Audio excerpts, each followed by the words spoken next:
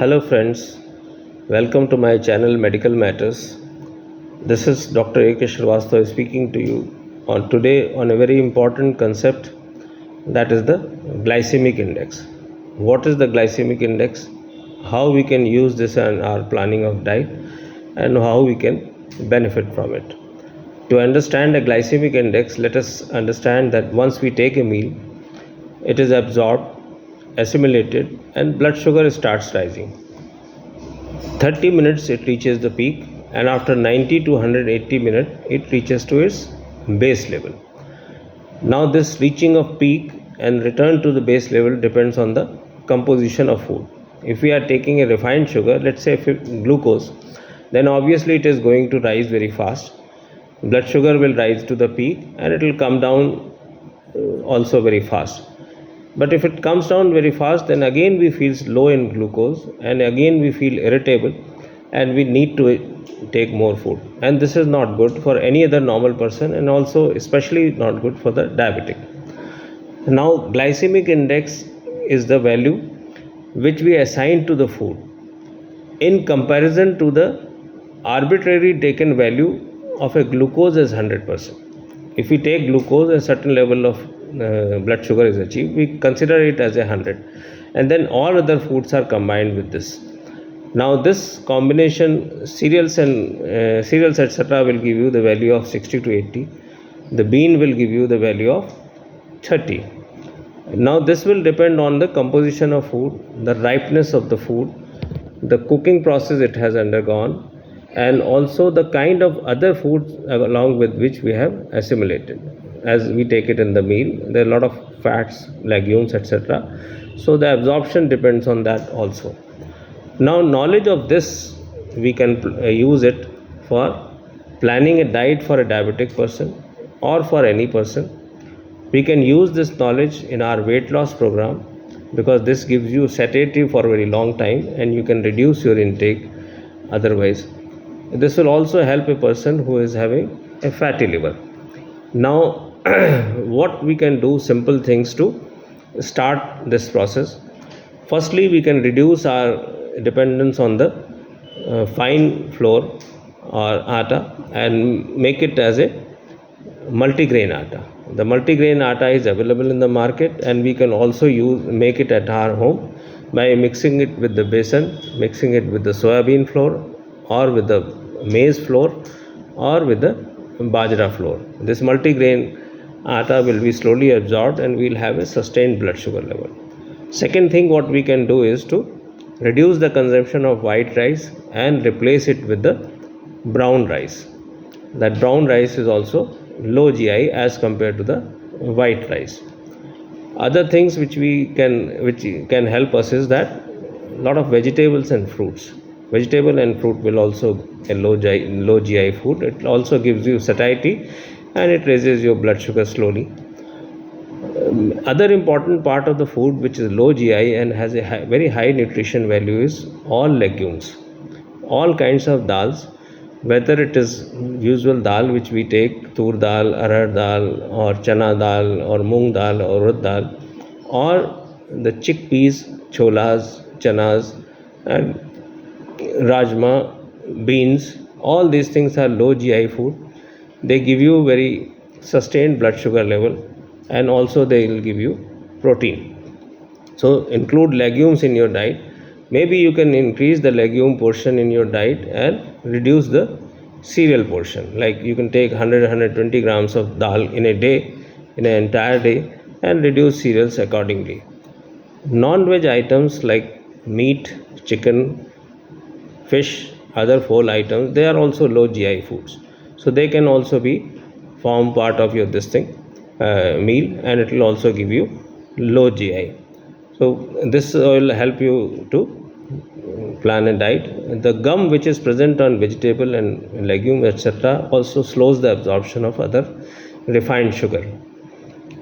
Now diabetic person should not miss a meal. He should not also miss his medicine. His medicine he must take regularly. He should not miss his thing. Avoid fasting and feasting. Do not indulge in excess intake and also do not miss your meals. Now, this is the International Year of Millets. Millets are the coarse cereals, and they can be in India we take it very normally, like bajra, barley, rye, oats, etc. Ragi, which is a finger millet, is very commonly taken in India, and this should form a part of our meal. As compared to the rice or as compared to the other cereals, they are rich in fiber. They have good amount of vitamin B. They are good in protein. They are also rich in calcium. Some of this ragi is especially rich in calcium, and it is richest source. You can say 260 to 300 milligram per 100 gram of item, which is very high as compared to the other foods. So include that. Certain foods like berries, apple, oranges, grapefruit, etc., they can be taken because they contain fructose, and fructose is not that easily absorbed in our body. It takes time. Insulin is also not required for their digestion, but excess of fructose is not good. We must take the fructose in a limited quantity just to improve our satiety. Now, alcohol. A word about alcohol for diabetics. Alcohol as such is not prohibited for diabetic, and it can be taken in moderation. The only thing is that we must account for the calories it is going to give us. Like half a liter of beer, because of its sugar content, because of its alcohol content, can give us 150 to 400 kilocalories.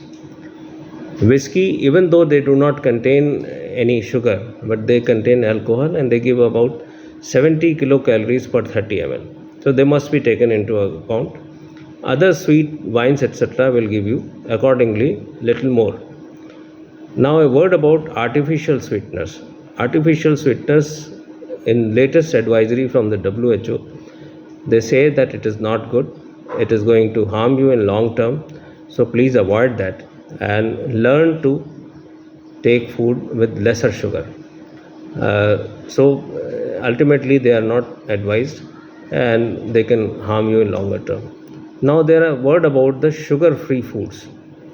There are certain sugar alcohols which are used as preservative, as a bulking agent, and as a sweeteners in processed food, and they write it is a sugar free, though because it is technically not sugar, and it is also going to be absorbed slowly, and it is also going to give you not immediate rise in your blood sugar. So they write it, but once you read the label of these items, you will find that it is written as sorbitol, xylitol, mannitol, lactitol, isomalt, maltitol, and some hydrogenated starch hydrolysate, HCH. Also, some places they use corn syrup. They use corn syrup as a sweetener. All these things classify as non-sugar, but they contain calories, and in long term they are going to harm you.